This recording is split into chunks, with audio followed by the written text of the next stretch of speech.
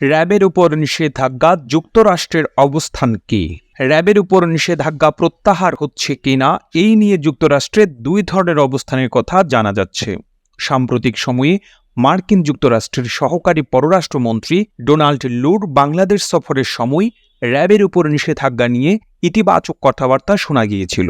সে সময় ডোনাল্ড লুর বরাত দিয়ে প্রধানমন্ত্রীর বেসরকারি শিল্প ও বিনিয়োগ উপদেষ্টা সালমান এফ রহমান বলেছিলেন যে র্যাবের উপর নিষেধাজ্ঞা তুলে নিতে এবং বঙ্গবন্ধুর খুনি রাশেদ চৌধুরীকে ফিরিয়ে দিতে যুক্তরাষ্ট্র আগ্রহ প্রকাশ করেছে। সাংবাদিকদের সাথে আলাপকালে সালমান এফ রহমান এটাও বলেছেন যে এটা জাস্টিস ডিপার্টমেন্টের হাতে রয়েছে এবং জাস্টিস ডিপার্টমেন্ট একটি স্বাধীন প্রতিষ্ঠান। তবে পররাষ্ট্র দপ্তর এবং হোয়াইট হাউস এ ব্যাপারে তাদেরকে তাগদা দিচ্ছে। আর এরকম একটি বাস্তবতায় শেষ পর্যন্ত র্যাবের উপর নিষেধাজ্ঞা প্রত্যাহার করা হতে পারে এমন আশাবাদ সৃষ্টি হয়েছিল। কিন্তু গত বৃহস্পতিবার এই আশাবাদে জল ঢেলেছেন হোয়াইট হাউসের স্টেট ডিপার্টমেন্টের উপমুখপাত্র বেদান্ত প্যাটেল। তিনি নিয়মিত প্রেস ব্রিফিংয়ে বলেছেন যে র্যাবের উপর থেকে নিষেধাজ্ঞা তুলে নিতে হোয়াইট হাউস বা স্টেট ডিপার্টমেন্ট কাজ করছে এমন দাবি সঠিক নয়। এটি সম্পূর্ণ মিথ্যা এবং ভিত্তিহীন। যুক্তরাষ্ট্র নিষেধাজ্ঞা প্রত্যাহার করছে না। নিষেধাজ্ঞাগুলো আরোপ করা হয়েছে আচরণ পরিবর্তন এবং জবাবদিহি নিশ্চিত করার জন্য।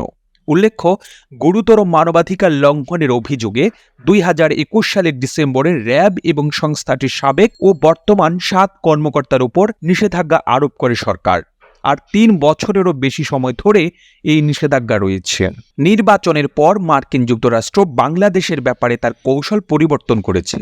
ইতোমধ্যে মার্কিন যুক্তরাষ্ট্রের পক্ষ থেকে বলা হয়েছে যে অতীতের তিক্ততা ভুলে তারা সামনের দিকে এগোতে চায়। এরকম একটি বাস্তবতায় অনেকেই মনে করেছিল যে র্যাবের উপর নিষেধাজ্ঞা প্রত্যাহারের ক্ষেত্রে সরকার ইতিবাচক ভূমিকায় অবতীর্ণ হবে। বিশেষ করে ডোনাল্ড লুর এই সফরের পর সরকারের অনেকেই আশাবাদী হয়ে উঠেছিলেন। তবে এখন পররাষ্ট্র দপ্তরের মুখপাত্রের বক্তব্যের ফলে ভিন্ন সুর পাওয়া গেল।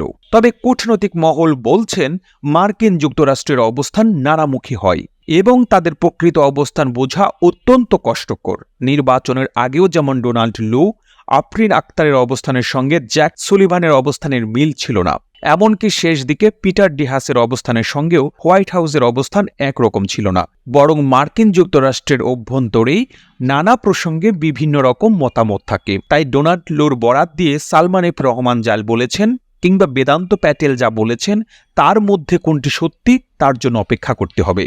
তবে র্যাবের উপর নিষেধাজ্ঞা প্রত্যাহারের জন্য নির্বাচনের পর থেকেই বাংলাদেশের পররাষ্ট্র মন্ত্রণালয় বেশ কিছু উদ্যোগ গ্রহণ করেছে। ইতোমধ্যে সেখানে এই বিষয়টি আলাপ আলোচনা করার জন্য একটি লবিস্ট ফার্মকেও দায়িত্ব দেওয়া হয়েছে। তাদের কাজও বহুদূরে গিয়েছে। তবে অতীত অভিজ্ঞতা এটি বলে দেয় যে মার্কিন যুক্তরাষ্ট্র একটি নিষেধাজ্ঞা দেওয়ার পর সেটি প্রত্যাহার করাটা অনেক জটিল এবং দীর্ঘ প্রক্রিয়ার একটি ব্যাপার। এই প্রতিবেদন তৈরিতে তথ্য ও উপাত্তের সাহায্য নেওয়া হয়েছে জাতীয় গণমাধ্যম বাংলা ইনসাইডার থেকে। আর এতক্ষণ আপনারা সঙ্গে ছিলেন বিশ্ব বাংলার। এভাবেই সঙ্গে থাকুন। আমরা তো ফিরছি নতুন নতুন প্রতিবেদন নিয়ে। সবাইকে বিশ্ব বাংলার সাথে থাকার জন্য অসংখ্য ধন্যবাদ।